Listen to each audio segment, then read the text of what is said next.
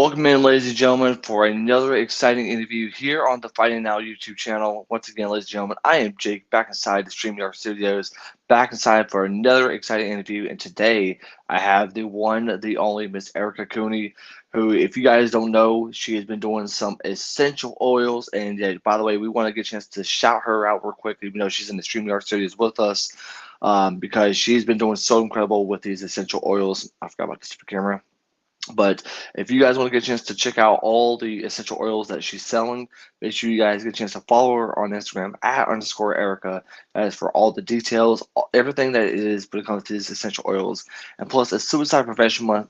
These little things can help you out so much. And I'm telling you, I've been using this a lot ever since I got this from America. It is tremendous. It is incredible. And I highly recommend for you guys to get a chance to check one out.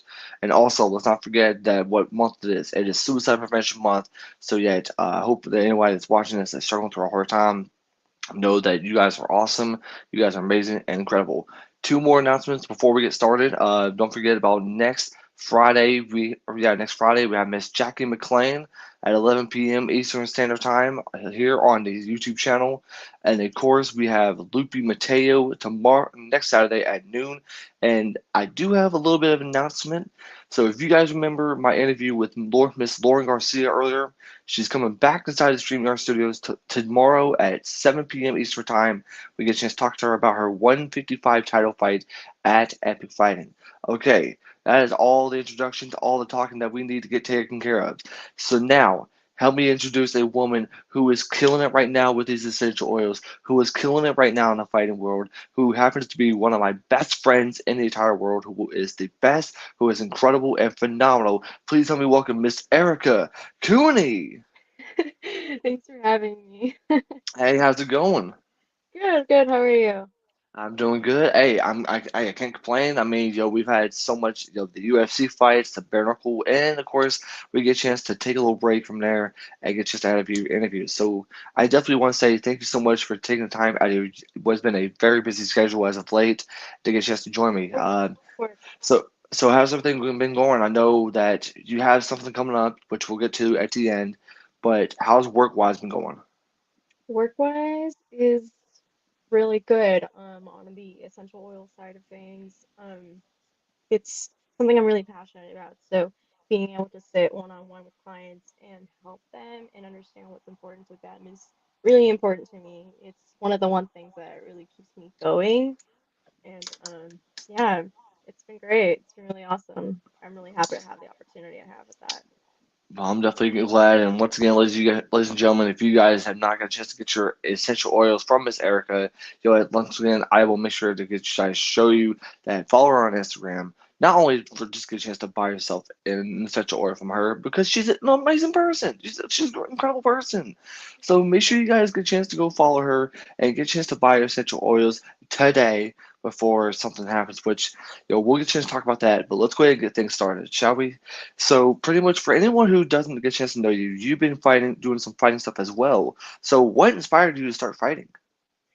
So, I would say that the one thing that really inspired me or that really got me into it was my dad. Actually, he was a wrestler when he was in high school, and I just grew up watching UFC. And I never, I never in a million years would have thought because I was a dancer when I was younger, and that's what I thought I was gonna do. I thought I was gonna stick to that, tap into other kinds of things. Nothing was really working out for me. And yeah, I was young. I was like 14, 13, going through a really, really rough time.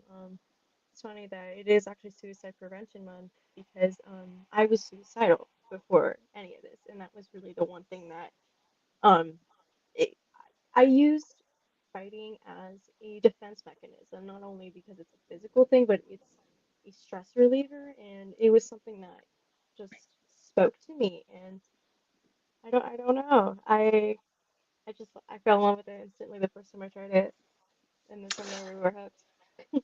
Wow, wow. And real quick though, before we do move on to the next question, that is something really incredible to say is that, you was suicidal. You pretty much went through a lot of stuff in your life, but martial arts, fighting, whatever it could be, can help you out in so many ways. And look at Erica. She is a true example. She is a prime example of never giving up, no matter how much BS you went through your life. martial arts can help us so many ways. So if you're watching this, and if you're struggling by right now, first of all, go to an MMA gym, go to whatever gym you could think of, because I'm telling you this, so when you walk through those doors, the people may not know you, but they will understand you in many ways more than what you think. So make sure you guys get a chance to give fighting a try, whether it be boxing, MMA, Muay Thai, Jiu-Jitsu, whatever it could be, because it is such a great stress reliever because you get a chance to take your anger and frustration out on either the people that you spar with or someone else in either inside a ring, a cage, or a mat. Either way, go give it a try because I'm telling you, it'll help you out. 100%. Yeah. Yeah. So pretty much, let's talk about your gym, Extreme Couture. It seems like that pretty much you went through a lot of different gyms at one point, but until you found Extreme Couture, how much have they become a family to you, and also how much have they helped you in so many ways? Well, touching on like the gym thing, I previously was at Syndicate MMA, and well, I know we'll talk more about that a little later, but just extremely took me in. Like before I was part of the pro team, I knew no one, barely anyone. I knew a few people there, and the first time I ever showed up, I had just left Syndicate, and I was able to meet the head coach, Eric Nixick, and he'd never seen me train, fight a day in his life. And literally, he pulled out a schedule and he was like, I told him what I wanted, told him where I'm at, and he's like, I want you to start coming to the pro practices. I want you to be on the pro team. And to me, that was amazing because I wanted so bad to like be on a pro team, but in my head, I just knew that since I grew up with Syndicate, I just wasn't gonna get there with Syndicate because, in my head, I wanted to be on a pro team, but not syndicates. And I didn't think I knew that at the time, but Extreme totally just took me in 100%, and it was definitely the kind of environment I wanted. Um, not to shade Syndicate or anything. I still love a lot of people that are there.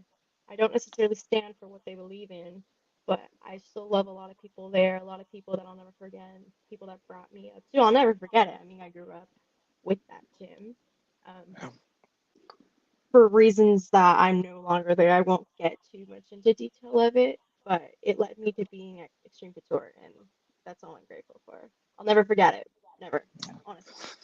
Yeah, I mean, you don't have to like the other gym, but I mean, at least you can do is get a chance to show a lot of love to those who are still part of Syndicate. Oh yeah, So that good. So, I mean, there's a lot of people that we can all say that we all have admiration and respect for when it comes to these different gyms because it's just like in the fighting world. It's like you don't have to like the gym, but at least you do is respect a person and be friends with those who you love and respect, right? right, 100%. The thing I just didn't like was Syndicate's motto was "with us or against us," and that doesn't sit well with me because a lot of people who trained at Couture were cross training at Syndicate, but we're too terrified to say the same. Like, we're too scared to say, "Oh, I'm cross training at Couture," because automatically, if you're training somewhere else, you're like. I had a friend whose son was training at Couture too outside of Syndicate, and they gave her an ultimatum, and they were like, you're either here, you're training here, your son's training here, or you're at Couture. You can't be at both. You had to pick one, and that doesn't sit well with me. Um, I think that the one thing that really stuck out to me about Extreme was the no drama. There's no drama. I mean, at least I haven't stuck my nose in anything, and I was never surrounded by it at Couture because everyone's just so focused on getting to where they want to be and helping each other get there, So, at other places I've noticed, particularly Syndicate, it's always drama. It's always something. There's a lot of things that went down in the gym that just did not sit right with me and did not sit right with a lot of people, hence why a lot of their fighters are leaving. Um, I mean, someone's business just shows whether they're successful or not by the people that are in that gym. If people are leaving, there's something going on. And like I said, I'm not trying to shade. This is just my personal experience with the gym. I grew up with it, and I wasn't treated right with how they handled the situation when like we'll get into that later on, but how they handled it was it was unprofessional and unethical and unmoral. It was disgusting. But I love Couture with all my heart, honestly. And I can definitely tell how much you love Extreme Couture. Excuse me. And it goes to show that to me, that's kind of unfair as far as what they try to do to make you be on spot where it's like you have to stay at one. You can't just go to two different places knowing full well. It's just to me, it's just like let's say for an instant, for example, it's like a UFC fighter needs to go to a couple of different camps for a lot of things. Right. One for boxing, the other one for wrestling. I mean, there's a lot of different stuff that these fighters, you yourself as well, have to understand. I Right, mean, can't 100%. I mean, because to me, it's just you can't just go to one place and expect to learn so much. You have to learn from different places, different people, and different faces. And I don't know, that just doesn't seem right with me. No, any fighter who's great knows that you're not going to be able to just get it all in one place. I had, for example, one of my main training partners while I was uh, actively training, because I'm not right now. Well, and we'll get into that, but one of my main training partners, she's actually not even from here. She's from Vancouver. She actually was only here for her camp, but I don't look at her like, oh, she's against her old gym now. I don't think no everyone knows that. It's like people you have to go to different places to get different experience. That's why a lot of people love traveling out of state too to go try different gyms. Like there's so many people who come to Extreme Couture, so many people who went to Syndicate that are actually international too, that they wanted the training. And I think if you hold your fighters to some degree at this position of like, oh, you with us or against us, I think that you're really holding back their potential. And I always felt like I had to be careful about where I was going, what I was doing. Like, I was always told like the second you step foot into Extreme Couture, back when I was in Syndicate, is the day you're done. Like that's how I grew up. That's what I was taught, and it's very toxic. It's very disturbing because it's wrong. It's just flat out wrong. Yeah, yeah, and we'll definitely talk about that later on. But there's something I want you to look back on, especially when it comes to how you first started. And to me, it's like we all look back on a lot of things. I mean, the first time I ever did an interview was with Kara Martinez. Shout out to her, and she was the first ever interview I did by myself on YouTube. I mean, Mhm. on my own platform. And to me, that's pretty much a start of the sign of where I want to start with interviews, where I want to keep going, and where you see me at now. And surprisingly enough, I mean, this is the first time I ever got to see or even experience an interview. I mean, as far as being on here. And I really do admire that, and I definitely do appreciate for that. But what I'm trying to say is, we all look back on some things that we first done, first interview, and then a first fight. So can you take us up to pretty much take us a look back on where you first started? Ugh, my first fight. I will never forget that fight.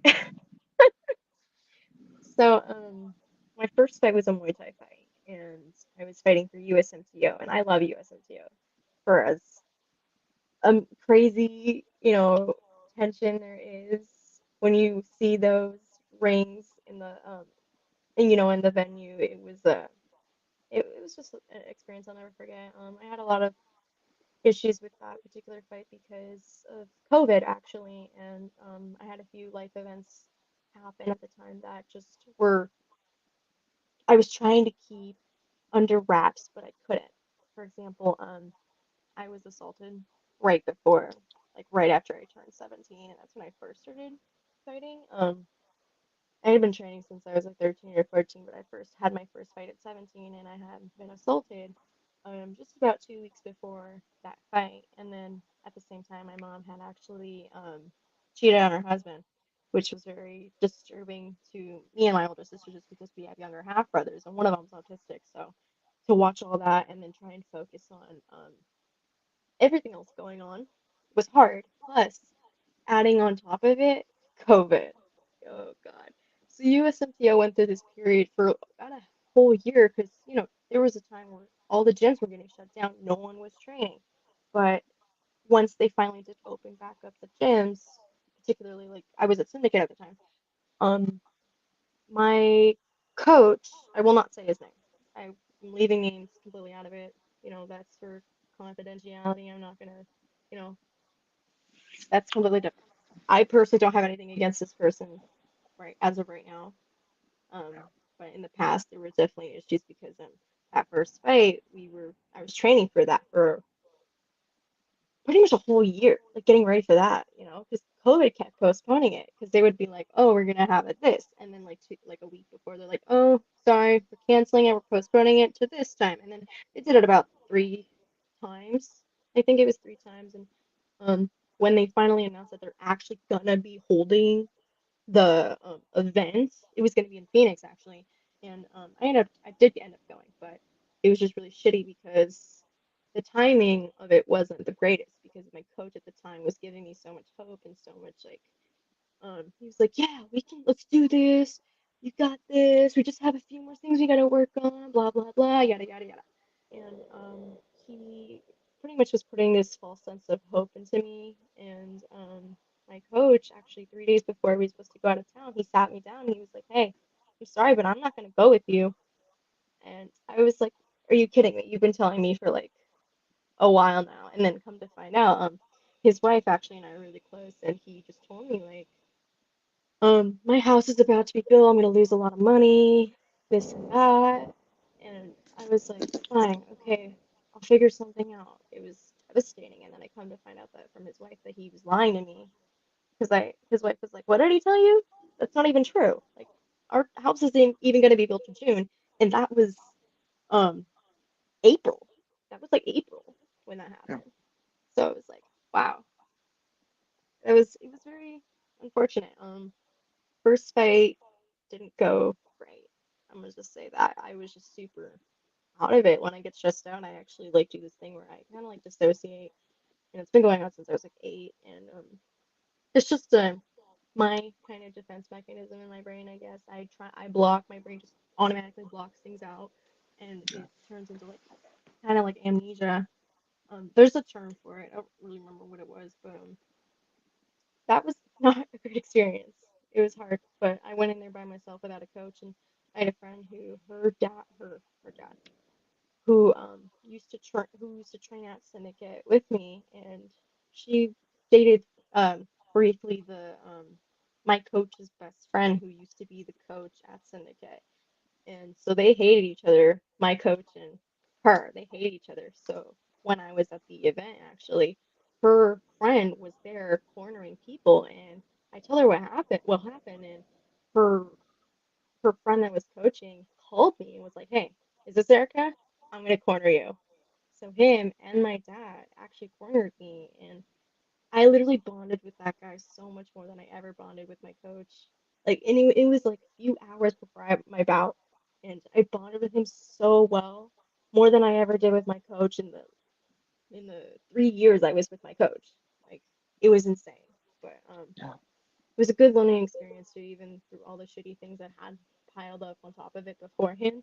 So it definitely has been taking it took a mental toll on me afterwards too because I was just traumatized. I was just like, this isn't like I don't know how to handle this, you know. So it's Yeah. also crazy that this is suicide prevention month because that was the one thing on my mind, and it sucks to say that, but as someone that young, but shit happens for a reason though, and kind of glad it did happen because I do like where I am now for the most part. So it's not all bad, I guess, in the end.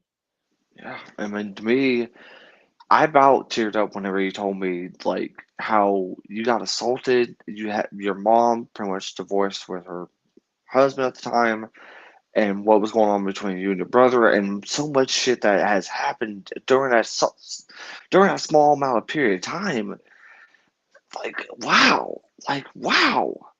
Like I'm not saying wow because of everything, but I'm just the fact that you went through so much. And normally, whenever people go through that amount of shit, they're done.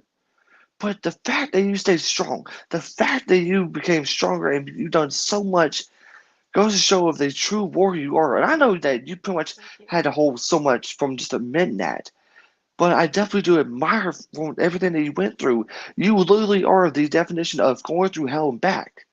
You went through so much hell just in that small period of time, and then you still made it through the fight, and now you are enjoying your life at where you are. And hopefully we'll get a chance to see you back in there eventually because you pretty much have a small injury, which we'll get to that in a few.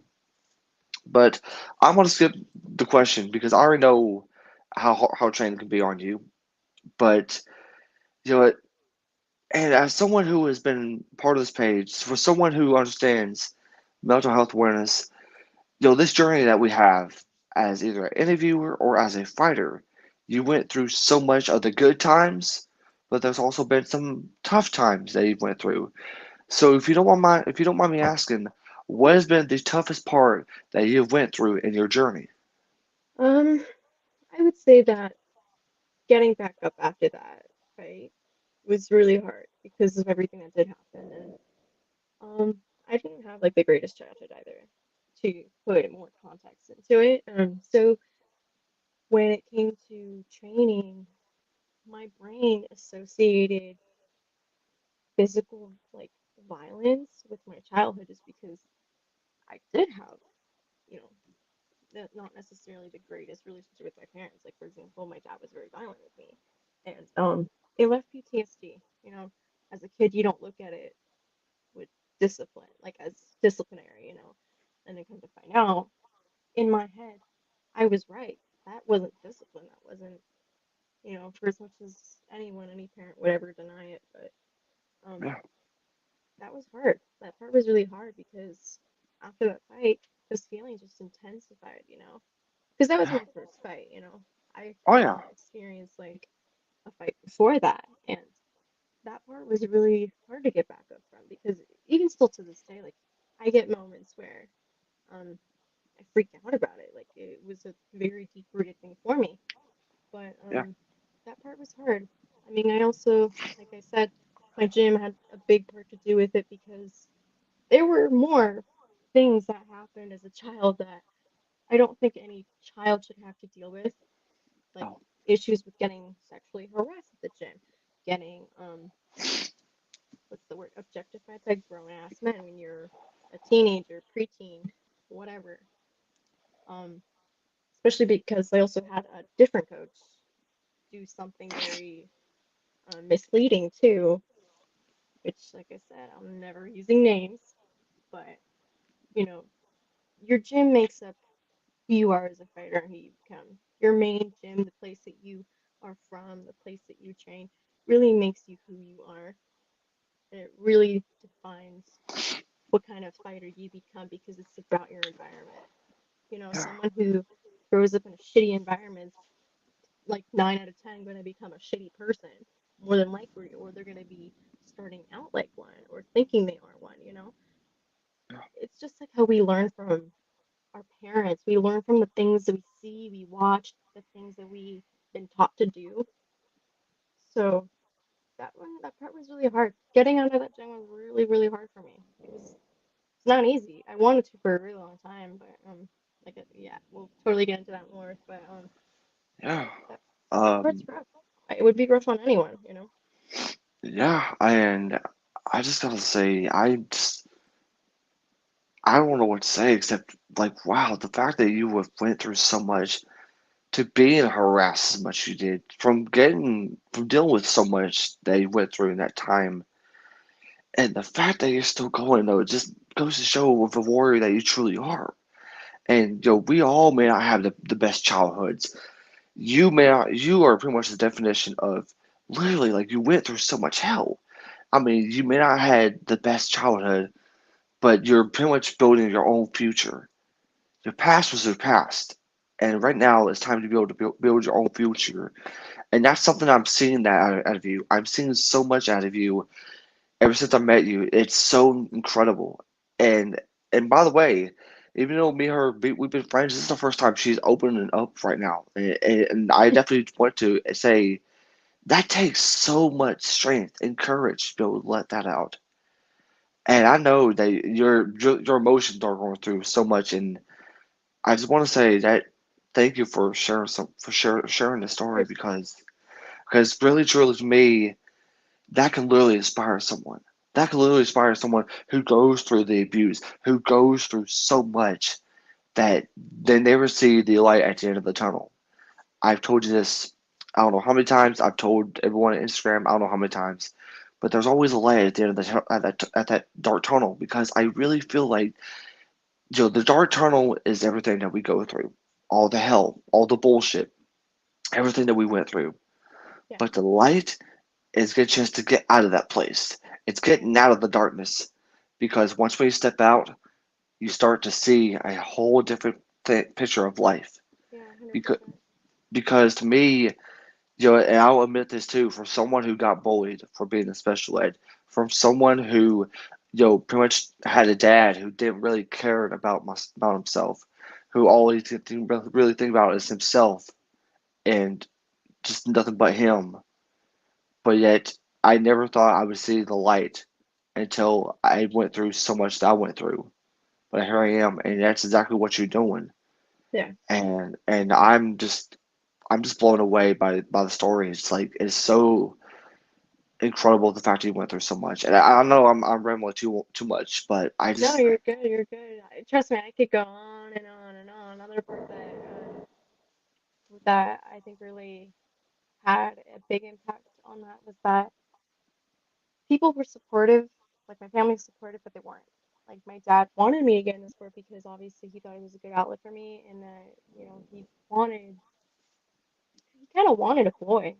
He kind of got one a little bit. I mean, definitely I feel like I have more of a masculine energy, but like my mom, my sister, for the longest time, I was always like crucified, specifically by my sister because she's heavily religious and I'm not. I was crucified for not being as feminine or being in a male-dominated sport. So that adds to the list a little bit. well, I can tell you this though, and this is coming from someone who just like recently quit church about a couple months ago.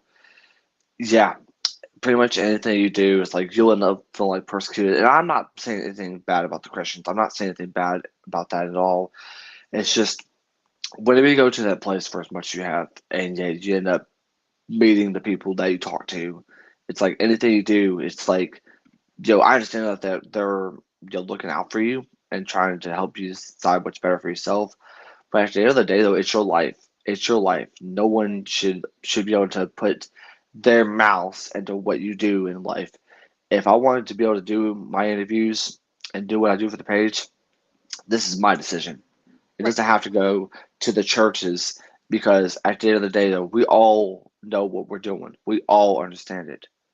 So why just keep telling us? You know what I mean? Yeah. Uh, Um, I think that like personally, I'm not against anyone who has very strong religious beliefs, whatever religion it is. I grew up in like a multi-religion kind of house. My brothers and my former stepdad are Muslim. My mother and her family are Catholics. My dad and my sister are Christians. So I mean, it always felt like I was getting shit shoved down my throat, or that I was just being told to be a way I wasn't, or that I couldn't be how I was, and that I couldn't be accepted as, a female who's in that kind of sport, especially just because if you think about it, and this isn't to knock on any Christians, but from my experience, like when you're in or around someone who is in a heavily, heavily cult like church, like my sister was in a church that was like it was apostolic and it was downright misunderstanding every single thing in the Bible. Like it was bad. I felt like I couldn't be myself. I'm feminine, but at the same time, I'm also really not. yeah. And that also went for like my stepmom because she's more of a tomboy and like could not wear pants around my sister. Let's just say that couldn't wear makeup, couldn't do shit without her like wanting to say something or saying something at all. So Well, it's not easy, especially with well, to MMA. me, yeah, go ahead. Well, I thought you had more to say. My apologies. No, no, you're good.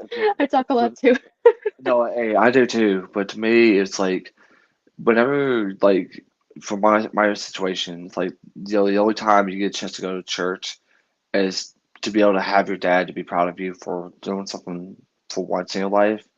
Because me, growing up with three older brothers, my dad was never more of a dad to me.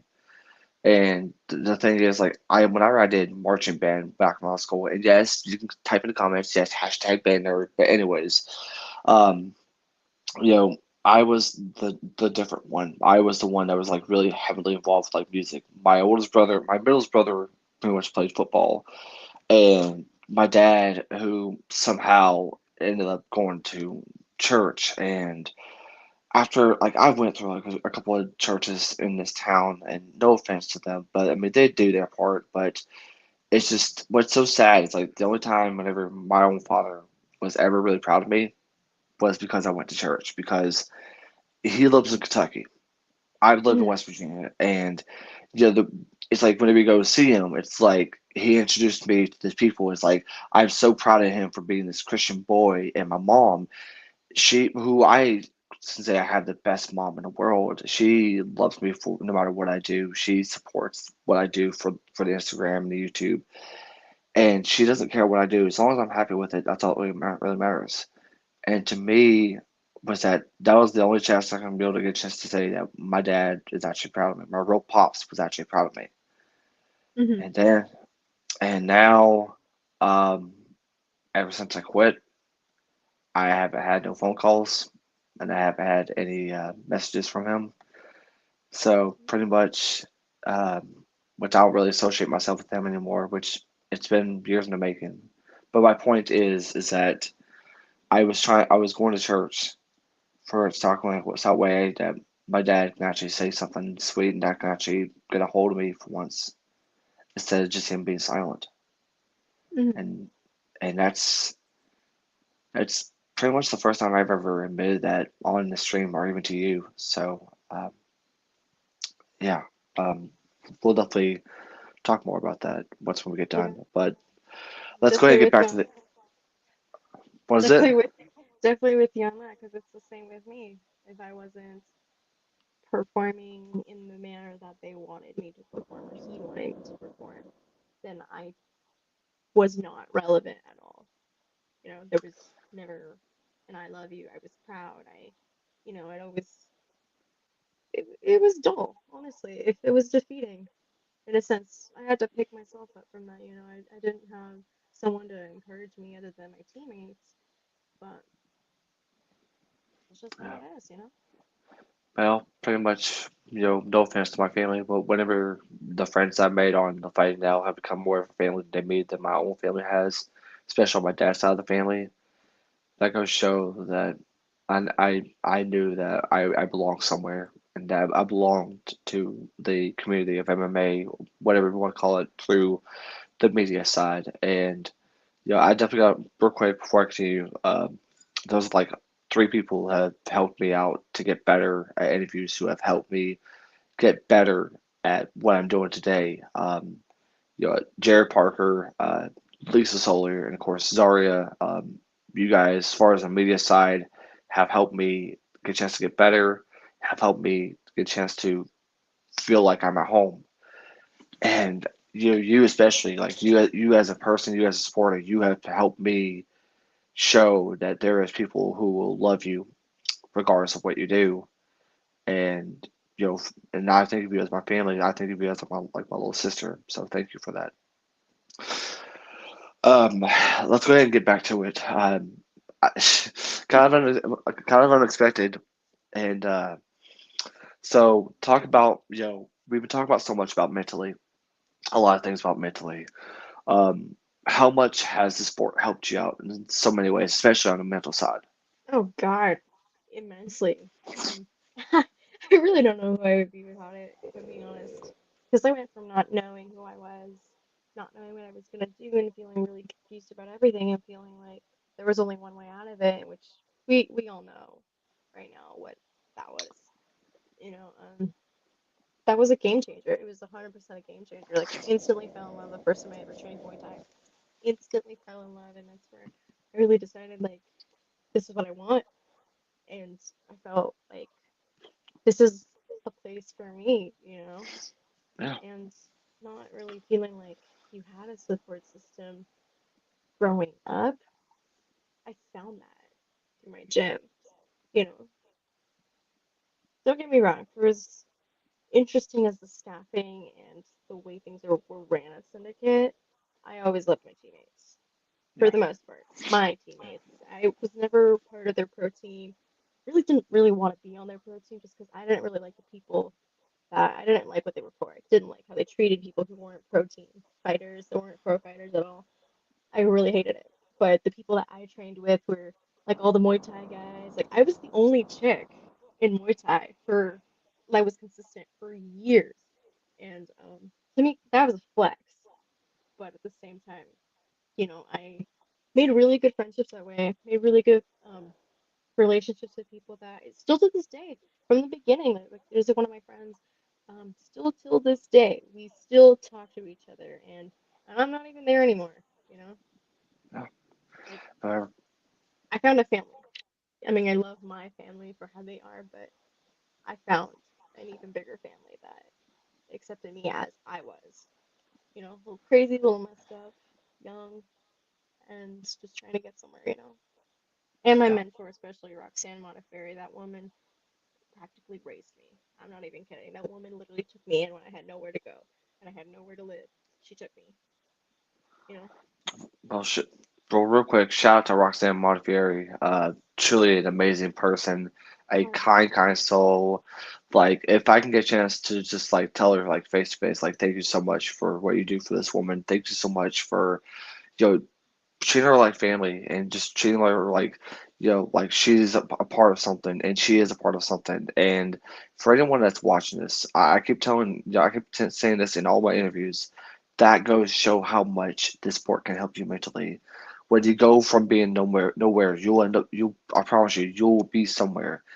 If Erica's family pretty much disown, like pretty much, I wouldn't say disown her, but treated her like garbage for the way for what she does. Then go to the gym, and I promise you that there's a lot of people that will treat you like family, that will hug you, say, "Hey, welcome to the gym. I'm so and so, and I got your back, and I'm here for you."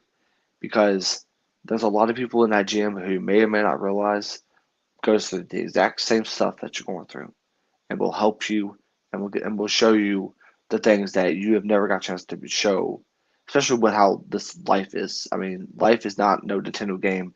There isn't no restart. I mean, you can't just restart everything and start all over again. No, I mean, once we start, there's no going back. I mean, if myself and Erica get a chance to go back on what we went through and have a different outcome, then maybe the stories could have been a little bit different. But that's the way life is.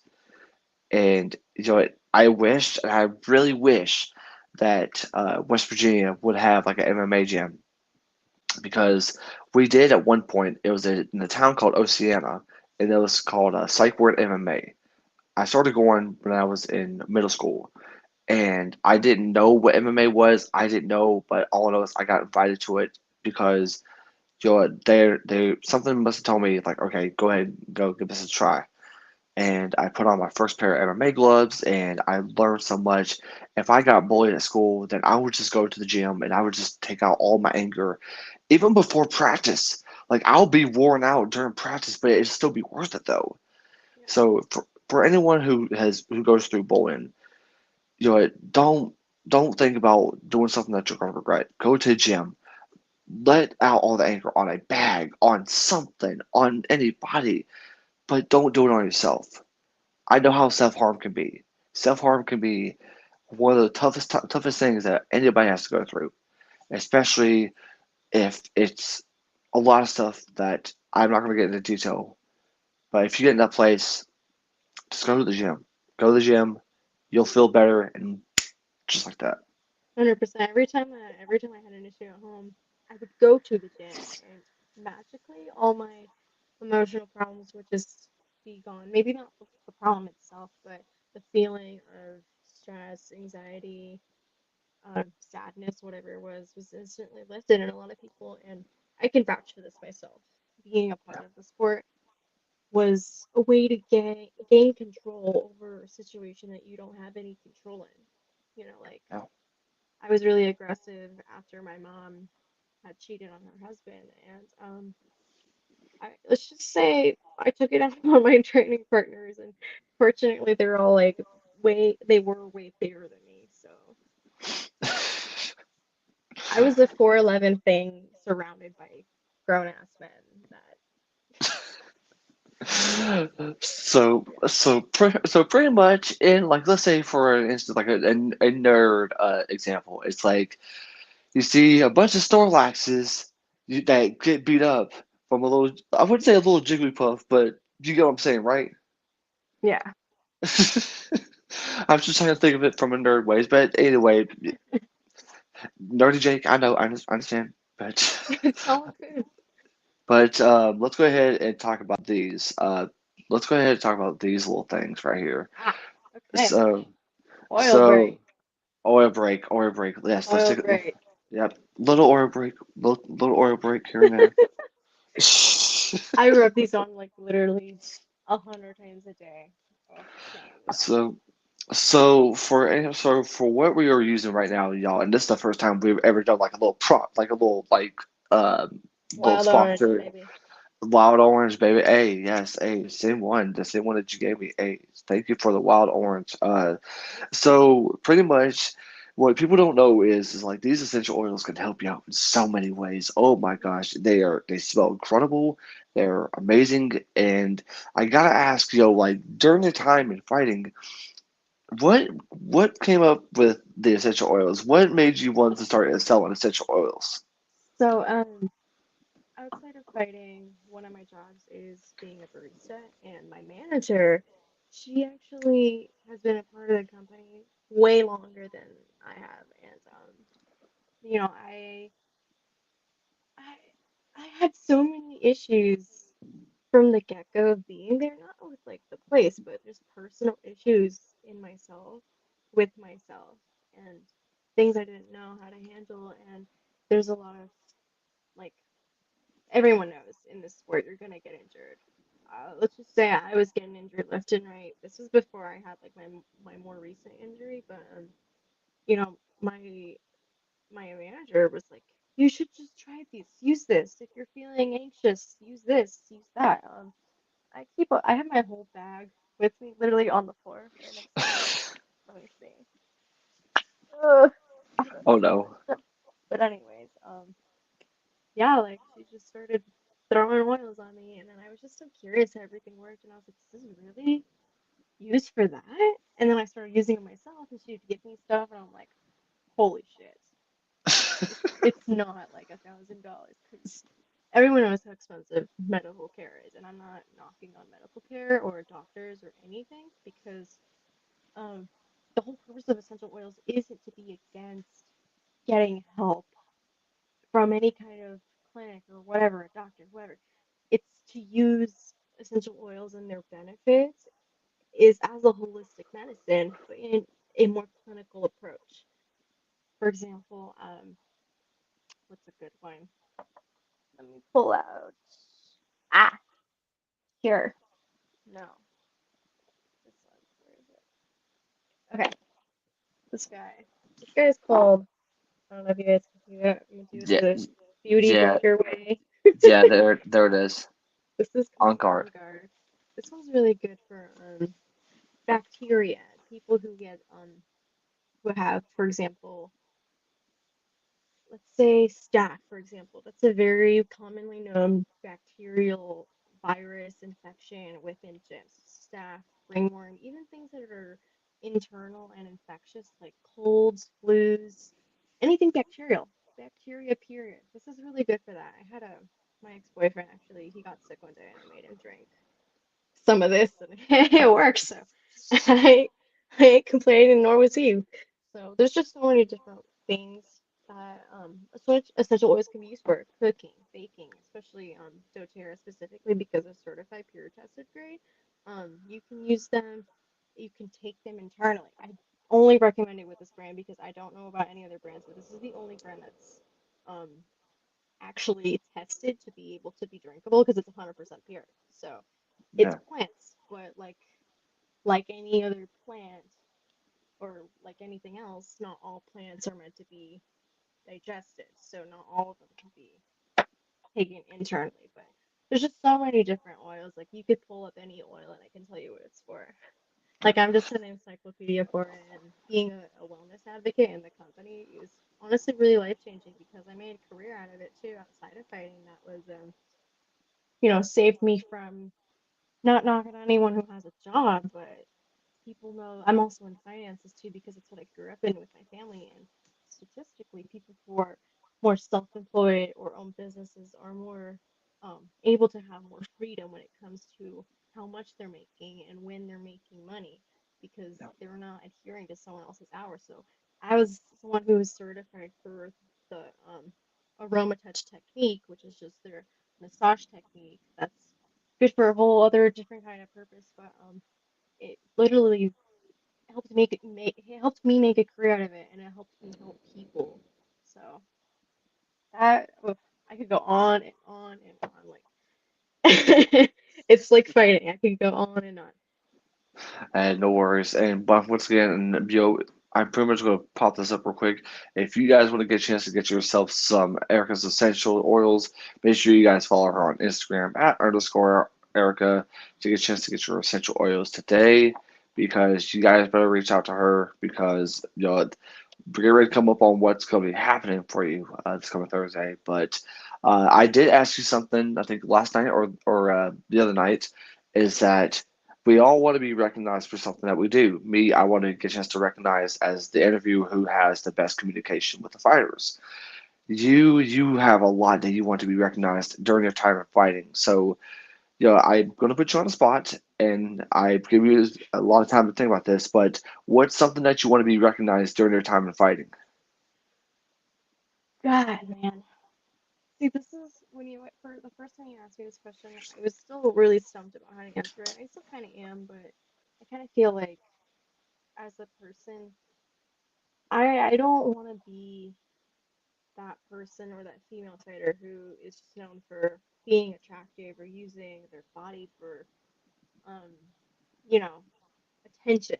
And I kind of noticed that I've met some people. I'm not gonna say names again, but I've met some women who are open about that, posting photos with like dildos and shit in their mouths, and I'm like, yeah, maybe it gets you attention, but attention for being provocative and not having self-respect, or because you're an actually good fighter. And I don't want to be like that. I look at my content and I'm not necessarily as risque as I feel like a lot of women are.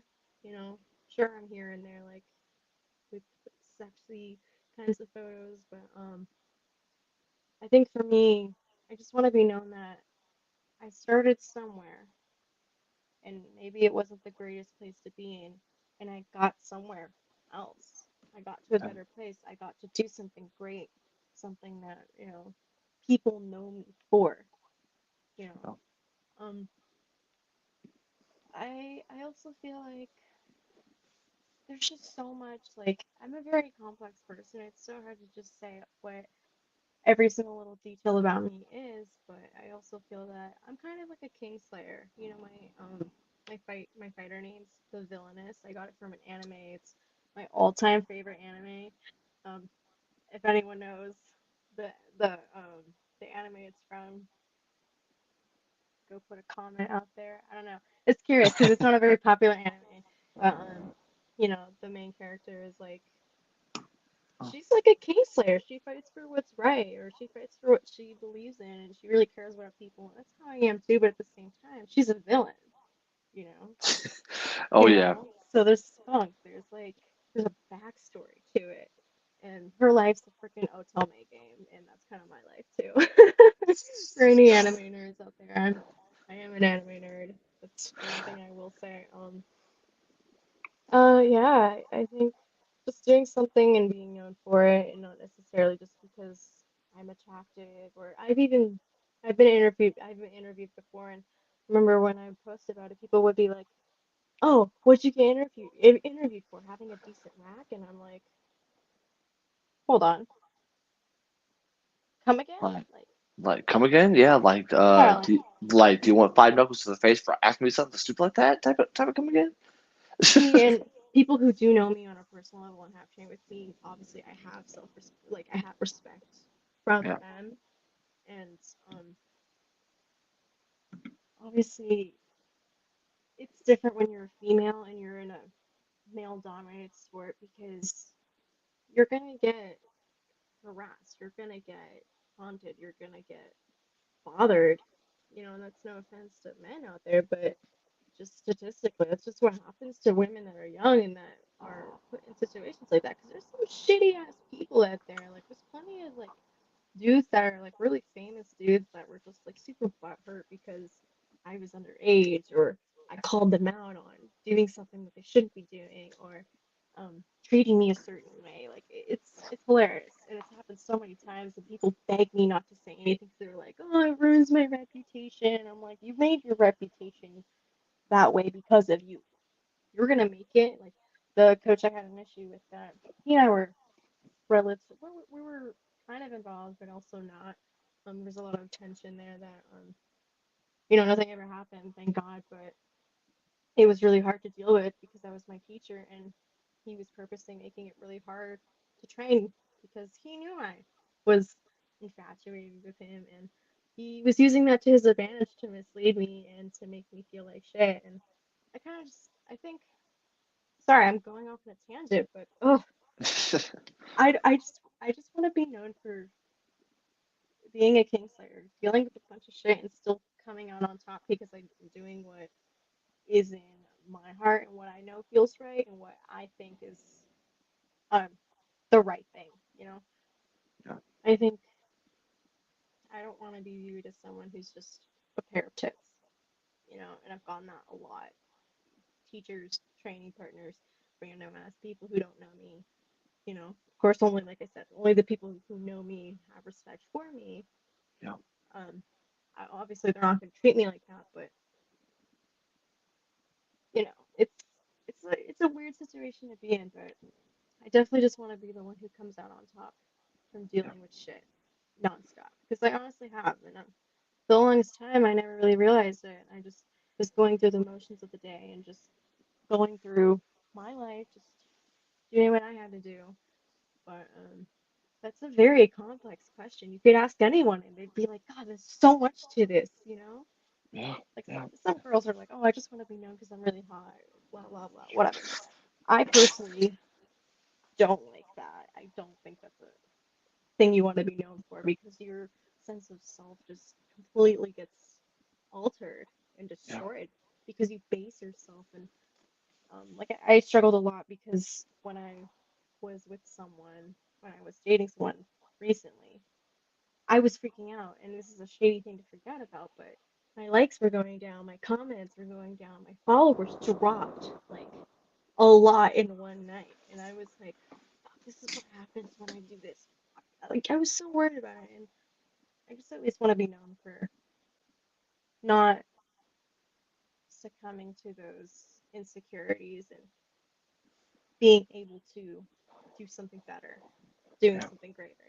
That's what a villainess is. That's what Yeah. to me in the anime, that's what she was about. Yeah.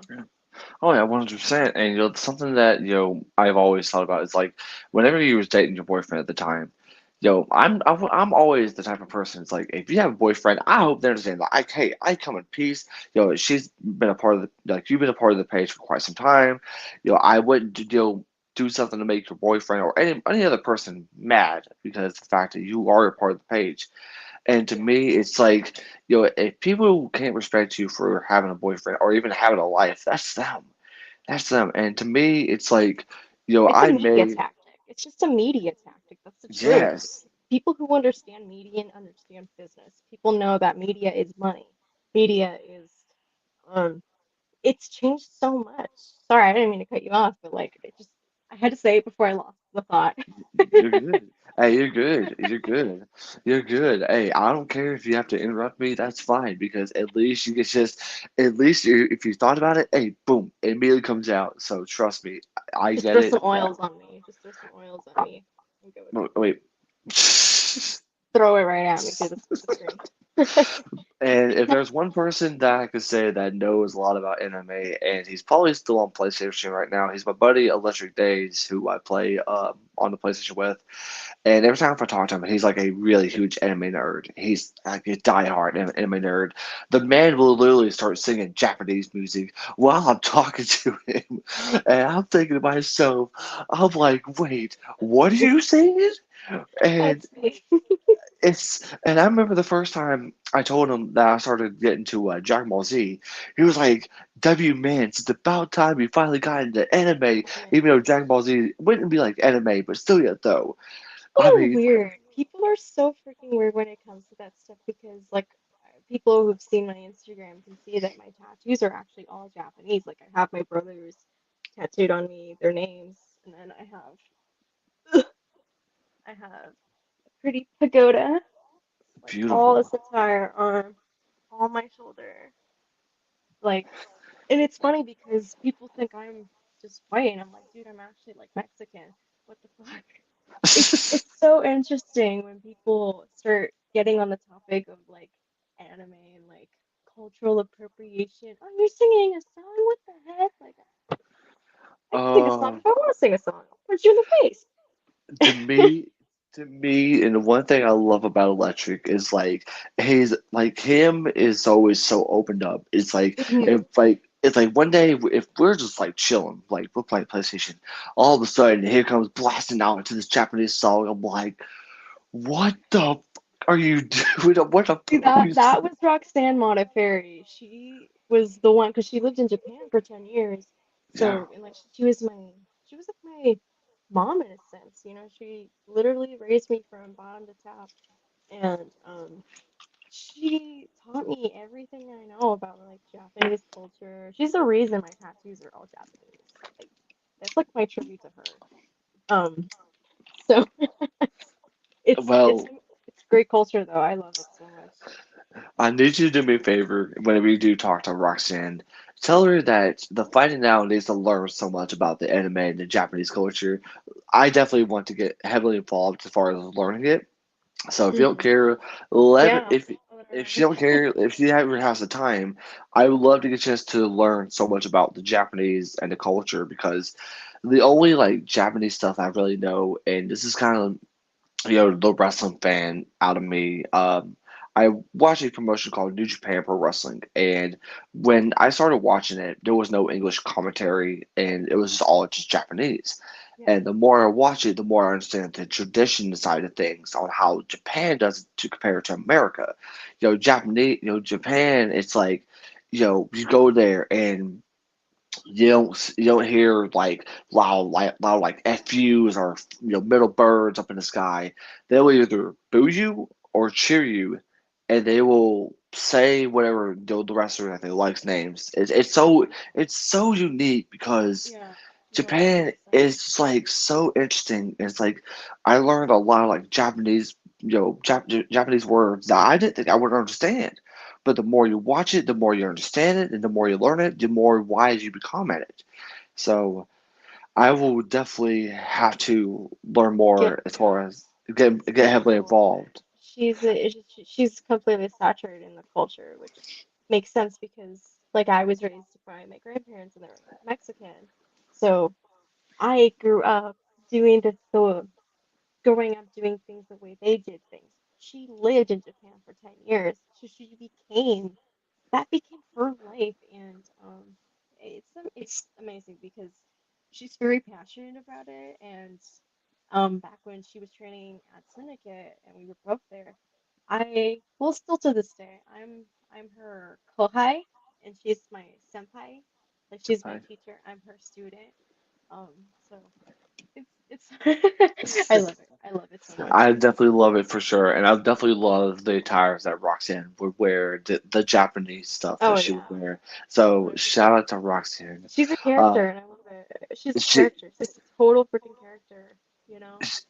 I mean, one day she could end up having like the blue hair Vegeta with the attire on there. I could literally see Roxanne would wear like all like Vegeta gear if she's into like Dragon Ball Z, which I'm assuming she might She be. loves Dragon Ball Z. She loves Dragon Ball Z. Oh my God. I pretty There much isn't an have. anime conversation that doesn't have Dragon Ball Z in it. That's all I'm gonna say. If I ever get a chance to talk to her, I will ask her so much as far as like her favorite characters and stuff. So we got one more question, and I actually have a little surprise for Miss Erica. So that will Yeah. be that will be until after this final question. Okay. So Okay. So, pretty much what people don't know is that you've been out for an injury for a while, and you have something coming up. Do you want to tell the viewers what's going on as far as your situation and what you have coming up this coming Thursday? Uh, I will let you. I'm okay. going to give you the spotlight on this one. All right. All right, all right, all right. There you go. Yeah, so not too many people know, but I have a tear in my meniscus. It's not just like a regular like tear that can be like shaved or trimmed. It's like the actual root of the meniscus, and anyone who understands how that meniscus works and how it's shaped, then they would understand the like what part I'm talking about. Like it's the actual connecting part of cartilage that pretty much I believe connects everything. Um, and so this is actually the reason why I'm not at Syndicate anymore.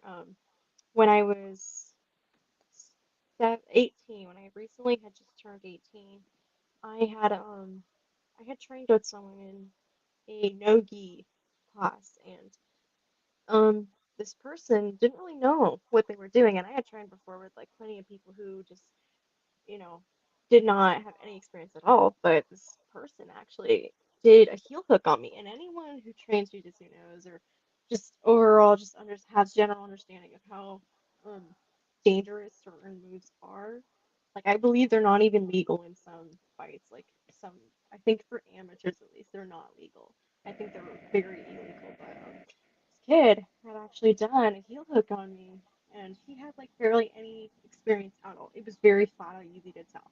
And when he had the heel hook, I was tapping and tapping and tapping. He didn't stop. He kept cranking it even more and more and more, and something popped. And I got misdiagnosed, unfortunately, which led me to do more damage because they were like, "This is patella tendonitis. You can train, you can do whatever. You just gotta take it easy." And so I was like, "Okay, fine."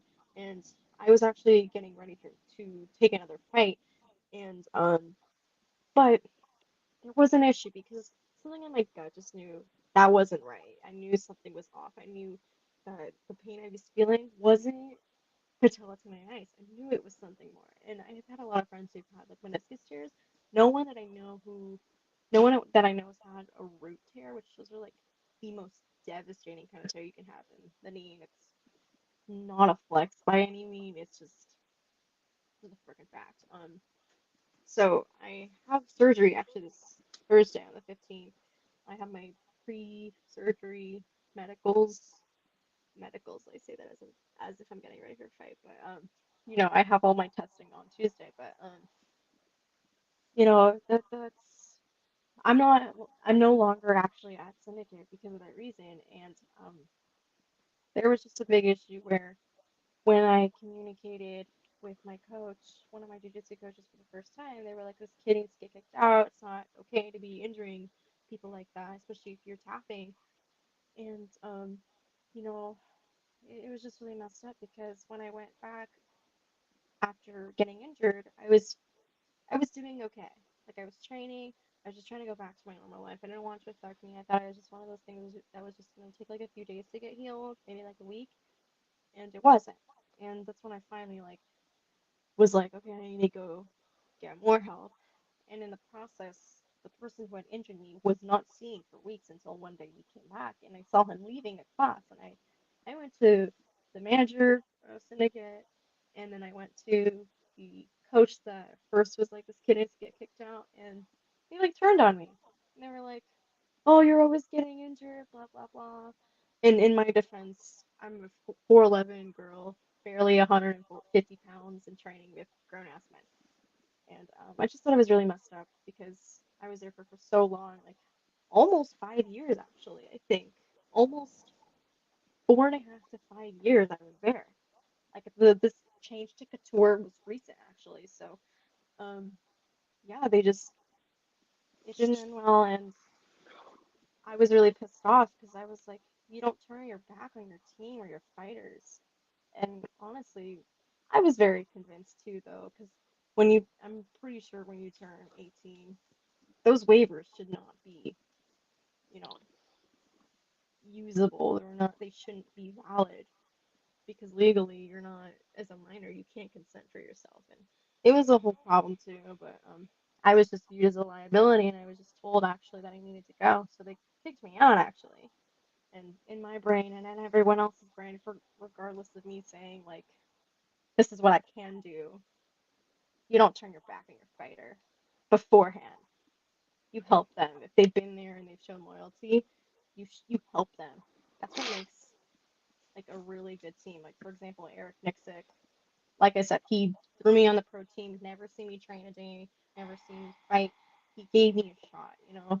And um, what really amazed me about that was because that gym was so based off of Syndicate. It was just so based off of drama, tea, shade, clicks. It was super clicky, and it was super like even people who are fresh like always felt this like, oh, I'm not welcome. I feel like I don't matter. And the coaches like their head coach was making people feel like they didn't matter, and he didn't, I guess he didn't fucking understand that because people just felt a certain way, and it's like if multiple people are feeling one way, there's obviously something going on. If people are leaving your gym consistently, and it's back to back to back to back to back, someone leaving, and they're UFC fighters too. I mean, that gets out quick, you know.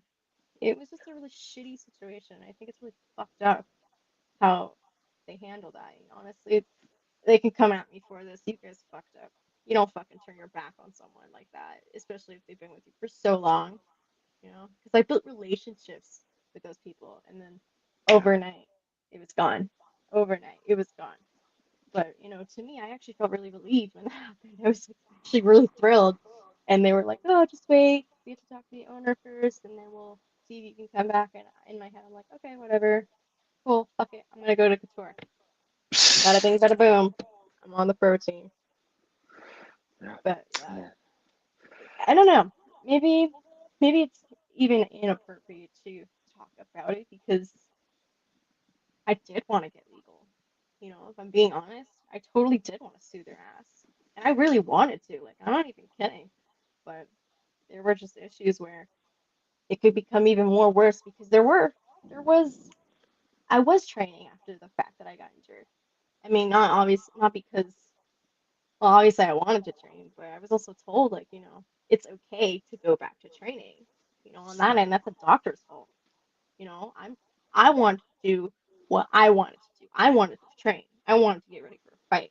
You know, you can't blame someone for wanting that if they've been doing it for so long because it's routine. It's habit. When COVID hit, no one was training. I felt like it was gonna die. Like it was a shitty situation, but that led to seeing multiple surgeons and having it confirmed. Yeah, if you don't get this fixed, you don't have this surgery, you're not going to be able to do anything anymore without pain, without issues. And it's costed me a lot mentally because I'm on like on a shit ton of medication and making me feel like sure it might be helping with the pain because I'm on like 3 different ones right now. But it's like no one wants to feel like they have to do that shit to be okay. You Yeah. know, I fucking hate the medication. Like one of the ones I'm using actually is called gabapentin. It's anticonvulsant, which is like a seizure medication. And I'm like, I'm taking seizure medication. Is that how bad this is? That it's like for meant for nerve issues? Like I was like, holy shit. But yeah, I'm having the surgery on Thursday, and I'm not excited for it. Well, Yeah, one crazy. thing. No tangent. No, you're good. You're good. You're good. The fact that the whole injury happened was because of your last gym is just so crazy. Now, I don't blame you for wanting to sue them. I don't blame you not one bit because they put you in a situation where you shouldn't be in. And because if it didn't happen, you still would have been fighting to this day, and you wouldn't have to worry about the medication. Yeah. You wouldn't have to worry about the surgery. You wouldn't have to worry about all the bullshit that he dealt with. But the way I feel about this, and this is something I talked about last night or the other night, is that once when you are 100%, that ring is going to be waiting for you. That gym, Extreme Couture, is going to be waiting for you. your loved ones, your fans like myself are ready for you to come back. And when you do, you're gonna feel incredible after this whole surgery. Yeah, And and hopefully. I can, hey, cross my fingers on this one. I believe in you. I'm scared. So don't, hey, I'm gonna keep hyping you up and make sure let you know that you got this. Okay, I will Okay, text you every single day, let you know you got this. Okay. So are you ready for? I'm scared. What is this? So for anyone who doesn't know, Erica has been a part of the Fighting Now page on Instagram. She's pretty much when we first started talking. I remember I got a chance to ask her like, "Hey, do you want to be shouted out?" And you're like, "Yeah, of course." And it was like on the very first post that I made for you, which whenever we hit 4,000 followers. Hmm. And ever since then, you have become a huge part of the page. You have become a huge part of my life as a best friend, sister that myself and many others can ever ask for. I mean, hell, you literally send me essential oils. That's how close of a friend I am to you, and I'm appreciative for that. Um, but the one thing that that really got me thinking about was like, I think it was last night, is that I think we had like a heart to heart moment where you felt like that you didn't deserve to be appreciated. You didn't deserve the love. You didn't deserve the many things. One thing I can tell you is that you have made an impact on us so much, not only on myself, but to any other person at Extreme Couture or Roxanne or any other individual out there, because we are appreciative for you. To me, what I love about you is how so supportive. Like you always have had my back. You've always shown the love, the appreciation. I mean, and the fact that you've even taken the time out of a busy schedule just to join me means a lot to me. I want to say first things first. I am proud of you. I am so, so proud of you. I am proud of you for becoming the person that you are. And your story has touched me so much that earlier on, I about teared up because of how amazed I That makes was. me tear up right now. It's okay though. It's okay though because I've already done it myself about a couple of times without you noticing. You have shown me how to become a better friend. You have shown me how to become a better, stronger person because your personality has brought us so much joy in life. And this world would never be the same without you. This life could never be the same without you because to me, every single day, I'm always grateful for the friends I've had. You especially, like you are the part of my family. I've considered you my sister, and I've thought about this for so long, and I want to say this, Erica, sorry, Erica, you have done so much. Tell me you're crying. Yeah, yes. I'm not afraid to cry on stream, on live air, Oh, but Erica, I just want to say thank you so much for becoming a part of my life. Thank you so much for becoming a part of everyone else's life. Without you, this life would be boring. Without you, this life would suck. Without you, this life would be smelly because your essential oils will bring us the fresh air.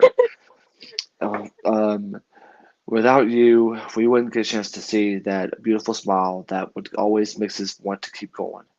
Because whenever we are in our darkest times, you always find us, give us a way to keep going. And if it's through your friendship, your love, and your support. And the fighting now has always had a saying, think like a champ, act like a champ. Well, you have been acting like a champ ever since we met. You have become a champion. You've become a champion of the best friends that you are to me, to Roxanne, and to many other individuals. And I can honestly say on behalf of myself and many other people, we love you so much. We want to show you how much you appreciate it in this community, in this MMA community, because without you, there wouldn't be no strong stories. We wouldn't get a chance to let you share these strong stories, and we wouldn't get a chance to see the amazing fighter inside and outside of the ring that you are today. I know I'm blabbering, but one thing I want to say is you are such an influence on myself. And how is that? Is because you have shown me to never give up, no matter how tough it is. Because whenever we talk, I've always come to you about a lot of stuff, and you've always been there throughout every step of the way. So last thing I want to say is, whenever we do see you come out of surgery, I will always make sure to show my support, and through any donations that we get on any streams, it's going to go straight to you and your medical bills. Oh my And gosh. hold on, it's going to go straight to you and your medical bills, and we're also going to get a chance to help out with the mental health organizations because I know mental health has become a very big thing. So not only will I get a chance to help you out with your medical bills, but I will also get a chance to donate any proceeds to any mental health charity of your choosing as well. So yeah, I'm being dead serious. I'm being serious. So we're gonna get a chance to help you out, and also I want to say, and by the end of this, thank you for becoming my best friend, my sister, and most of all for just being a part of our lives each and every single day. I I can't express how much I'm thankful for you, how much you mean to me, and just know that I'm so proud of you. And thank you, thank you for Thank all that you do. you. Are you kidding me? Thank you. I mean, you're doing these interviews. You're getting to know the women of MMA, and you're putting yourself out there to do great things. And I feel the exact same kind of gratitude, like 100%, because it's so hard to find.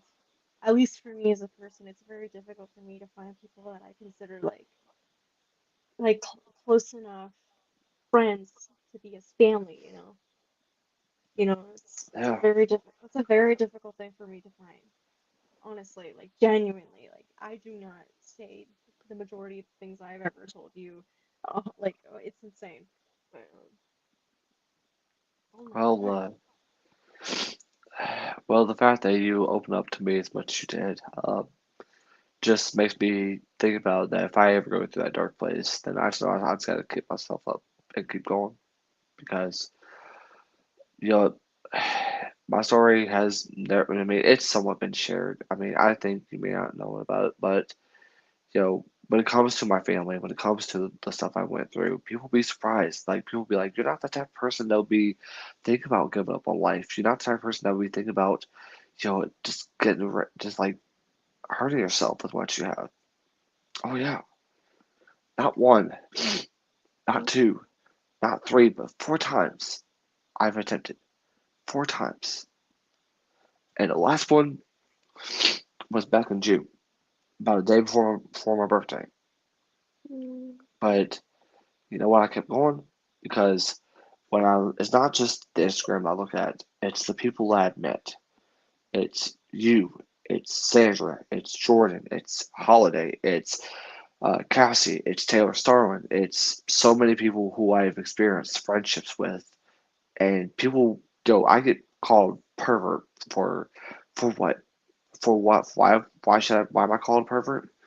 Because for no reason other than the fact that I'm sharing the stories, hyping up the women of combat sports, and to show everyone that the women deserve all the appreciation and all the gratitude that they deserve, and you especially.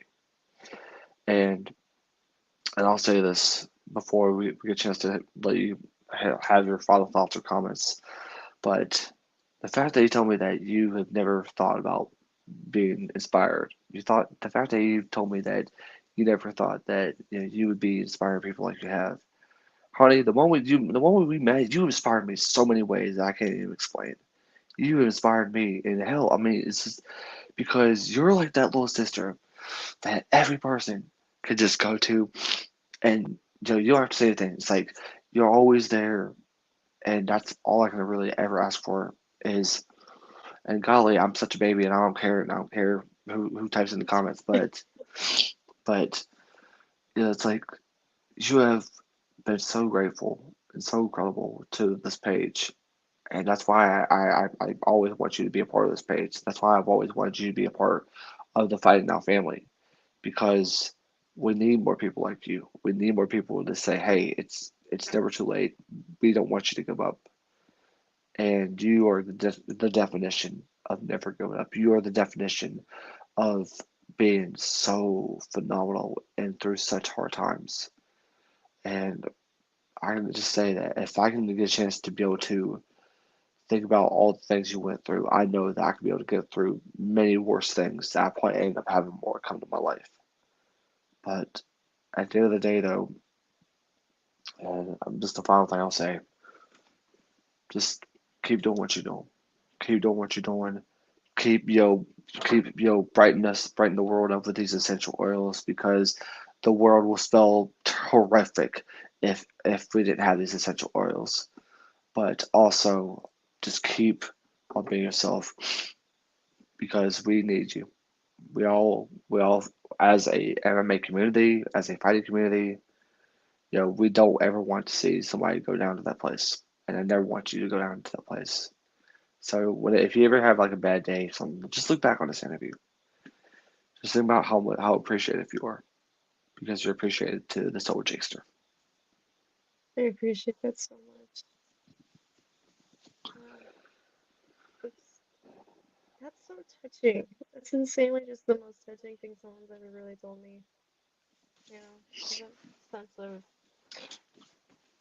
unappreciation goes deep, and not just for me. I know a lot of people struggle with this in the sport, but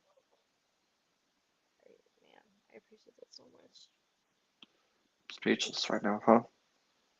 like I don't know what to say. That was like something Shakespeare wrote. Like, you know what I mean? But that Yeah, was yeah. wow. Well, like I said Wow. before, anytime that I go live, if I get any donation, it's not only going to go to medical bills, but we're also going to donate some of it to a mental health organization of your choosing.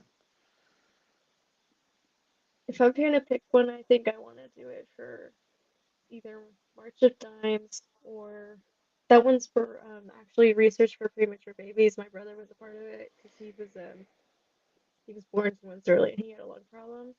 And my other brother is autistic, so probably an organization that helps with that, I would say.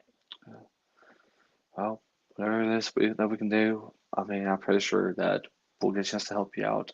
I mean, me and Zaria, we've always talked about, how much of an impact we wanted just to make, especially on not only on just the community, but with September being Suicide Awareness Month, excuse me, we wanted to be able to get a chance to help out those that desperately need help.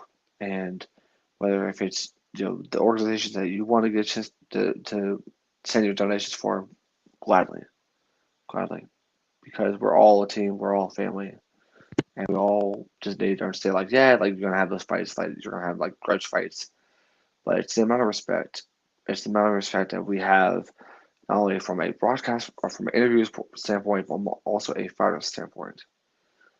And for that, I gotta say a couple things before we get a chance to go.